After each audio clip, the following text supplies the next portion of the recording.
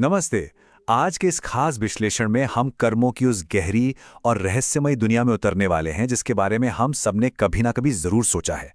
लेकिन फिक्र मत कीजिए, इसके लिए हम कोई भारी भरकम या कठिन शास्त्र नहीं खोलने वाले, बल्कि हम इसे रोजमर्रा के उन बहुत ही साधारण अनुभवों से समझेंगे जिनसे हम और आप रोज गुजरते हैं।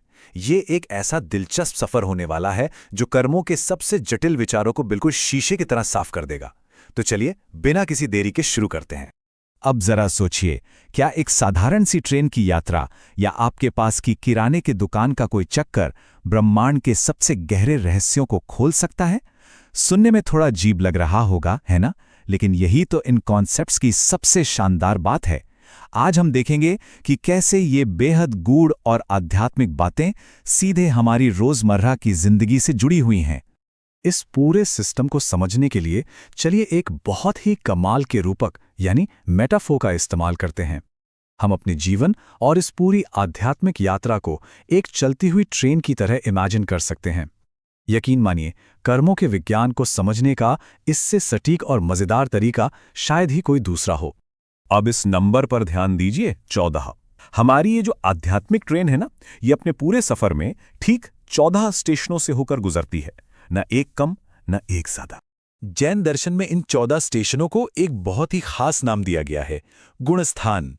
आसान भाषा में कहें तो ये हमारी आत्मा के आध्यात्मिक विकास के 14 अलग अलग लेवल या चरण हैं। जैसे जैसे आत्मा तरक्की करती है, वो एक एक करके इन 14 स्टेशनों से आगे बढ़ती जाती है, बिल्कुल एक ट्रेन के फिक्स रूट की तरह। और हाँ, हमारी इस ट्रेन में ठीक 8 डिब्बे जुड़े हुए हैं।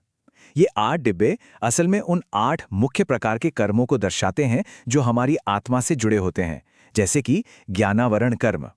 इन 8 डिब्बों के बिना हमारी ये ट्रेन आगे नहीं बढ़ सकती। तो अब सवाल ये उठता है कि जब ट्रेन इन 14 स्टेशनों पर रुकती है तो आखिर होता क्या है? इस पूरे प्रोसेस को समझने के लिए हमें कर्म के 3 सबसे अहम पिलर्स यानी मुख्य स्तंभों को जानना होगा। इनमें सबसे पहला और शायद सबसे जरूरी है बंध। बंध का सीधा सा मतलब है नए कर्म कणों का हमारी आत्मा के साथ चिपक जाना या जुड़ जाना। यानी जब हमारी ट्रेन स्टेशन पर रुकती है तो जो नए यात्री ट्रेन में चढ़ते हैं वो बंध हैं।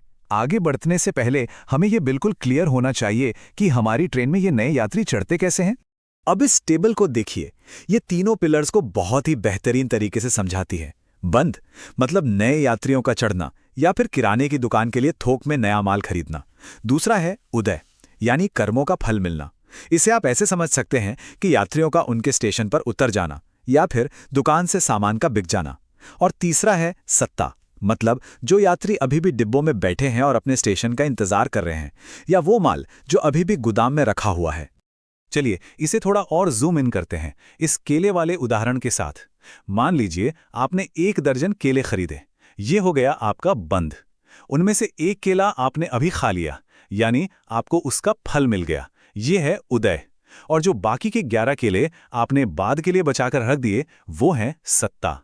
ये सत्ता हमें बहुत ही प्रैक्टिकल तरीके से बताती है कि कैसे हमारे कुछ कर्म अभी भी बैलेंस में हैं और भविष्य में अपना फल देने का इंतजार कर रहे हैं। तो अब जब हम बंध, उदय और सत्ता को अच्छे से समझ चुके हैं, तो चलिए देखते हैं कि हमारी ये ट्रेन इन 14 स्टेशनों के सफर पर कैसे आगे बढ़ती है और रास्ते में हमारे कर्म रूपी यात्रियों के साथ क्या-क्या होता है।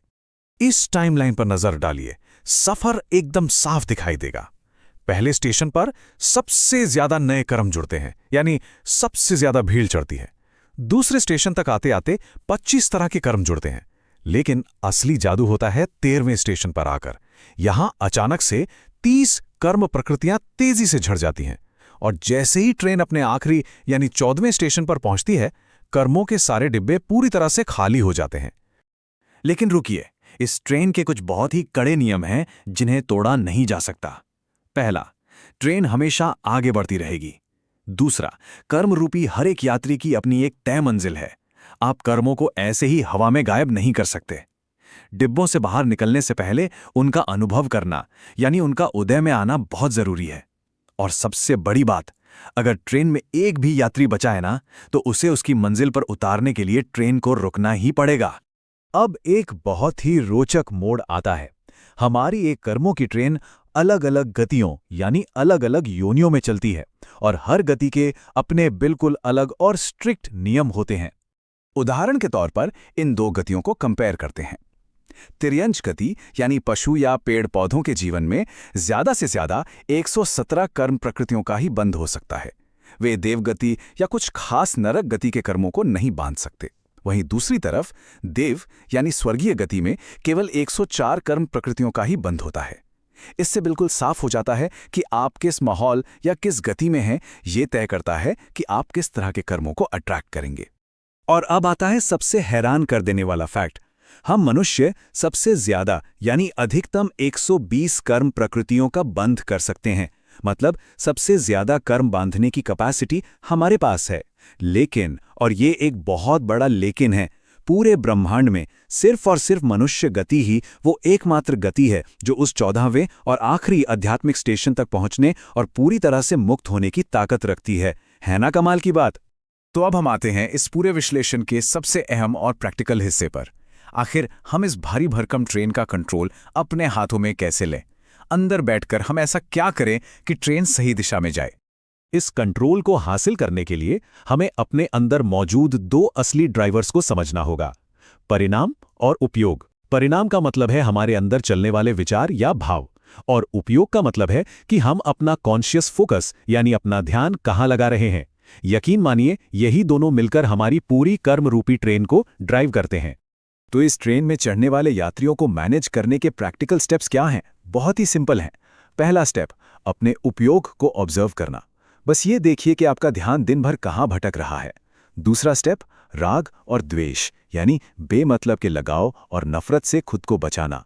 और तीसरा, अपने जीवन में धर्म को लाना यानी आध्यात्मिक ज्ञान और शुद्ध विचारों की प्रैक्टिस करना। इन सब बातों का निचोड़ एक बहुत ही गहरी और पुरानी कहावत में छिपा है, एक साधे सब सधे। इसका सीधा सा मतलब यह है कि अगर हम सिर्फ एक चीज पर यानी अपने खुद के ध्यान या उपयोग पर कंट्रोल कर लेना, तो हम कर्मों के इस पूरे के पूरे ब्रह्मांड को अपने फेवर में कर सकते हैं। सब कुछ सिर्फ और सिर्फ इसी एक पॉइंट से कंट्रोल होता है। तो आज के इस पूरे सफर को समेटते हुए मैं आपको एक बहुत ही गहरे सवाल के साथ छोड़ना चाहता हूं। जरा खुद से पूछिए, इस पल, बिल्कुल इसी समय, आपका चेतना ध्यान, आपका उपयोग कहाँ केंद्रित है? ये सिर्फ आज का कंक्लूजन नहीं है, बल्कि एक ऐसा टूल है जिसे आप अपनी पूरी जिंदगी में कभी भी इस्तेमाल कर सकते हैं। इस अद्भुत यात्रा में हमारे साथ जुड़ने के लिए आपका बहुत बहुत